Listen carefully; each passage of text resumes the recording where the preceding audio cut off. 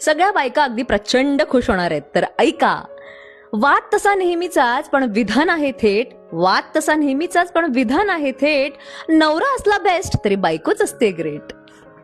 कमावलेल्या पैशांनी जर भरले असते पोट, कमावलेल्या पैशांनी जर भरले असते पोट, तर रोज रात्रीच्या जेवणासाठी वाढली असती 1000ची नोट. आई बाप बहीण भाऊ सोडून येते नवऱ्यासाठी. आई बाप बहीण भाऊ सोडून येते नवऱ्यासाठी. सगळं सोसून नांदत राहते उद्या लेकीच्या माहेरासाठी. आता तर फार महत्वाचं आहे का बरं का. नवऱ्या नावाच्या परिघाची व्यास असते बायको.